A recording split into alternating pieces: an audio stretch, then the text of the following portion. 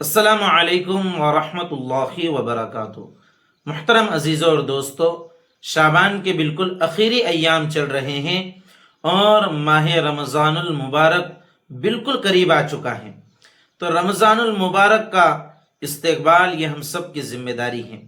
تو رمضان المبارک کا استقبال کیسے کرنا ہے وہ ہم نے بہت سارے ویڈیوز میں بتلایا ہے، لیکن آج کے اس ویڈیو میں ہم وہ سب سے پہلا عمل بتائیں گے جو رمضان کا چاند دیکھنے کے بعد اور رمضان کے چاند کے دیکھنے کے سلسلے میں ایک اہل ایمان کو اور ایک رمضان کا انتظار کرنے والے کو کرنا چاہیے، اور یہ چیزیں ہیں ماہ رمضان المبارک کے چاند کو دیکھنے کا اہتمام کرنا۔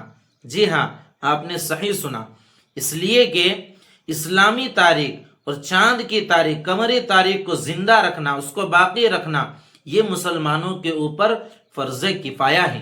اس لیے کہ سال اور مہینوں کے سلسلے میں شریعت کے جو احکامات ہیں ان کا دار و مدار چاند کی تاریخ ہی کے اوپر ہے، انگریزی تاریخ کے اوپر نہیں ہے۔ اسی لیے رسول اللہ صلی اللہ علیہ وسلم خود بھی چاند کی تاریخوں کو محفوظ رکھنے کا اہتمام فرمایا کرتے تھے، اور آپ صلی اللہ علیہ وسلم نے اس بات کی تعلیم اپنی امت کو بھی دی ہے۔ چنانچہ ام المؤمنین حضرت اماں عائشہ رضی اللہ تعالیٰ عنہ فرماتی ہیں کہ رسول اللہ صلی اللہ علیہ وسلم جتنے اہتمام سے شعبان کے چاند اور اس مہینے کی تاریخوں کو محفوظ رکھنے کا اہتمام فرماتے تھے، اتنے اہتمام سے کسی اور مہینے کی تاریخوں کا اہتمام نہیں فرماتے تھے۔ پھر جب رمضان کا چاند نظر آتا، دیکھ لیتے رمضان کا چاند، تو رمضان کے روزے رکھنا شروع کر دیتے، اور اگر 29 شعبان کو چاند نظر نہ آتا تو پھر شعبان کے 30 دن پورے کرتے اور پھر رمضان المبارک کے روزے رکھتے۔ تو دیکھیے اس حدیث شریف سے صاف پتہ چلتا ہے کہ آپ صلی اللہ علیہ وسلم چاند دیکھنے کا اہتمام فرمایا کرتے تھے۔ اس لیے سب سے پہلی ذمہ داری اہل ایمان کی، مسلمانوں کی یہ ہے کہ وہ رمضان المبارک کے چاند دیکھنے کا اہتمام کرے۔ آج کل سوشل میڈیا کی وجہ سے لوگ واٹس ایپ کھول کر بیٹھ جاتے ہیں کہ واٹس ایپ پر کہیں سے خبر آئی ہے یا نہیں چاند دیکھنے کی۔ ارے بھائی، وہ خبر جب آئیں گی تب آئیں گی، تو اپنا ثواب کیوں ضائع کرتا ہے؟ تو سب سے پہلے چاند کے دیکھنے کا اہتمام کر تاکہ وہ ثواب تم کو حاصل ہو جائے۔ اور چاند دیکھنے کی جو گھڑی ہوتی ہے ایک خاص گھڑی ہوتی ہے، ایک دعا کی قبولیت کی گھڑی ہوتی ہے۔ اس لیے تو اللہ کے رسول صلی اللہ علیہ وسلم سے اس موقع پر مختلف دعائیں منقول ہیں۔ کون کون سی دعائیں انشاءاللہ میں آگے اس کو عرض کروں گا۔ تو اس حدیث شریف سے پتہ چلتا ہے کہ اللہ کے رسول صلی اللہ علیہ وسلم چاند کی تاریخوں کو یاد رکھنے کا خاص طور سے اہتمام فرماتے تھے، اور خاص طور سے شعبان کی تاریخ کا زیادہ اہتمام ہوتا تھا رمضان المبارک کی وجہ سے۔ تیسری بات یہ پتہ چلی کہ اگر 29 کو چاند نظر آئے تو فبی ہاں اچھا ہے، اور اگر 29 کو چاند نظر نہ آئے تو پھر مہینے کے 30 دن مکمل کرنا ہے اور پھر رمضان کے روزے رکھنا ہے۔ تو اس سلسلے میں ان باتوں کا خاص طور سے خیال رکھیں۔ اب دوسری حدیث آپ کو سناتا ہوں۔ حضرت ابو ہریرہ رضی اللہ تعالیٰ عنہ سے روایت فرماتے ہیں کہ رسول اللہ صلی اللہ علیہ وسلم نے فرمایا کہ چاند دیکھ کر روزہ رکھو اور چاند دیکھ کر افطار یعنی عید مناؤ، اور اگر 29 کو چاند نظر نہ آئے تو 30 دن مکمل کرو۔ تو دیکھیے یہاں پر بھی امت کو تعلیم دی جا رہی ہے، چاند کی تاریخوں کو یاد کرنے کا اہتمام، چاند کی رؤیت کا اہتمام، چاند کو دیکھنے کا اہتمام، یہ مستقل ثواب کی چیز ہے میرے عزیز اور دوستو۔ اس لیے جب رمضان المبارک کا جب 29 شعبان ہو، یعنی رمضان المبارک کے چاند کے دیکھنے کا اہتمام چونکہ 29 شعبان کا ہوتا ہے، تو 29 شعبان کو خاص طور سے چاند دیکھنے کا اہتمام ہر اہل ایمان کو کرنا چاہیے۔ یہ اس حدیث سے ہم کو پتہ چلتا ہے۔ اب بہت ساری باتیں جو اس سلسلے میں غلط ہوتی ہیں تو ان سے احتراز اور پرہیز بھی کرنا چاہیے۔ بہت سارے لوگ چاند کو دیکھ کر کہتے ہیں کہ چاند تو اتنا بڑا ایسا لگ رہا ہے کہ کل کا چاند ہے۔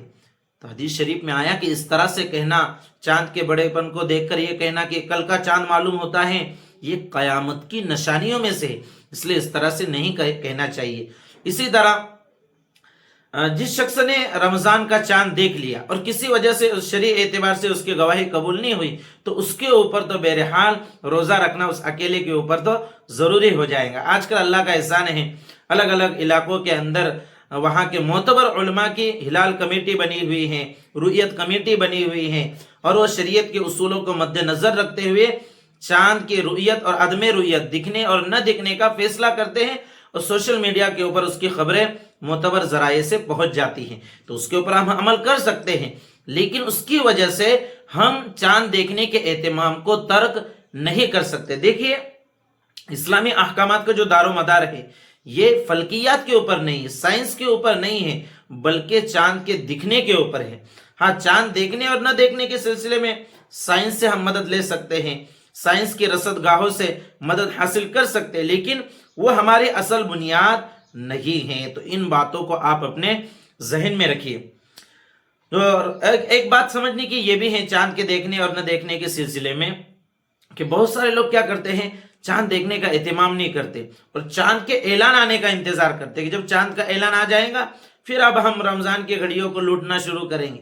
ऐसा हरगिज ना करें, बल्कि आप खुद चांद देखने का एहतमाम करें और 29 शाबान के गुरूब से पहले ही अपनी तमाम तैयारियों से फारिग हो जाएं, और जैसे 29 शाबान हो जावे, गुरूब हो जाए, मगरिब की नमाज हो जाए, आप अपनी दुआ इबादत के अंदर मशगूल हो जाएं। ऐलान तो अपने वक्त पर आता रहेगा, चांद देखने का आप एहतमाम करें और इस इंतजार में ना बैठे कि चांद का ऐलान आएगा फिर हम यहाँ से रमजान समझना शुरू करेंगे। नहीं, आप अपनी इबादत में लग जाइए और 29 शाबान के गुरूब से पहले ही अपनी इबादतों से फारिग हो जाइए। देखिए, चांद को देखने की कई दुआएं आप सल्लल्लाहु अलैहि वसल्लम से मनकूल हैं। उनमें से 3 दुआएं मैं आप हजरात की खिदमत में अर्ज करता हूं और स्क्रीन के ऊपर वो दुआएं मैं यहाँ पर लगा रहा हूं। आप उन दुआओं में से कौन सी भी एक दुआ पढ़ लेना और ये सवाब हासिल कर लेना। देखिए, चांद के देखने के वक्त आप सल्लल्लाहु अलैहि वसल्लम से दुआएं मनकुल है, तो इससे ये बात समझ में आती है कि चांद के देखने के वक्त, चांद की रुयत के वक्त दुआ की कबूलियत का वक्त होता है। इसलिए ऐसे मौके पर बजाय व्हाट्सएप और फेसबुक के ऊपर खबरें और न्यूज ढूंढने के, हम अपना ये वक्त दुआ के अंदर लगाएं। देखिए, सबसे पहली दुआ, अल्लाहुम्मा अहिल्लहु अलैना बिल यमनी वल ईमानी वस्सलामती वल इस्लामी रब्बी व रब्बुकल्लाह। ये दुआ आई है मुस्नद अहमद के अंदर, हदीस का नंबर है 1397। इस दुआ का मतलब क्या है? अल्लाहुम्मा अहिल्लहु अलैना बिल यमनी वल ईमानी, ए अल्लाह, इस चांद को तो हमारे ऊपर बरकत और ईमान और सलामती और इस्लाम के साथ जाहिर फरमा। ए चांद, तेरा रब्बी अल्लाह है और मेरा रब्बी अल्लाह है। तो ये दुआ है एक। दूसरी दुआ, अल्लाहुम्मा अहिल्लहु अलैना बिल अमनी वल ईमानी वस्सलामती वल इस्लामी वत्तौफीकी लिमा तुहिब्बु व तर्दा रब्बी व रब्बुकल्लाह। ए अल्लाह, तो इस चांद को हमारे ऊपर अमन व अमान के साथ, सलामती और इस्लाम के साथ और उस चीज की तौफीक के साथ जो आपको पसंद है, जिससे आप राजी होते हैं, जाहिर फरमा। ए चांद, हमारा रब्बी अल्लाह है और आपका रब्बी अल्लाह है। ये 2 दुआएं हो गई।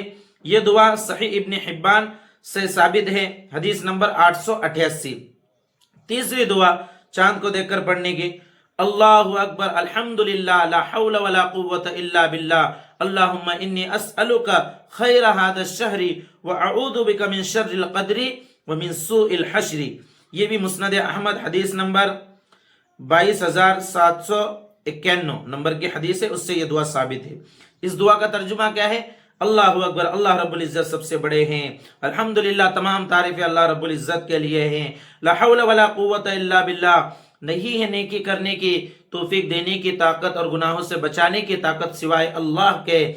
ए अल्लाह, हम आपसे इस महीने की खैर का सवाल करते हैं। अल्लाहुम्मा इन्नी अस्अलुका खैरा हादा शहर व अऊदु बिका मिन शर्रिल क़द्री व मिन सूइल हश्री, और हम आपकी पनाह में आते हैं कद्र के यानी तकदीर की बुराई से और सूइल हश्र यानी कयामत की शर से, कयामत की बुराई से। तो ये 3 दुआएं आप सल्लल्लाहु अलैहि वसल्लम से मनक़ूल हैं। अगर याद हो और मुयस्सर हो तो तीनों दुआएं पढ़ ले, ताकि तीनों दुआओं के ऊपर अमल हो जाए, और अगर नहीं तो कोई एक दुआ कम अज कम इस मौके पर पढ़ना चाहिए। तो ये चांद के सिलसिले में चंद अहम बातें थी जो आपकी खिदमत में अर्ज की गई। इन बातों के ऊपर अमल करें और अपने दीगर दीनी भाई बहनों तक भी शरीयत मुतहरा के इन अहकामात को पहुँचाने की फिक्र करें। वस्सलामु अलैकुम व रहमतुल्लाहि व बरकातुहू।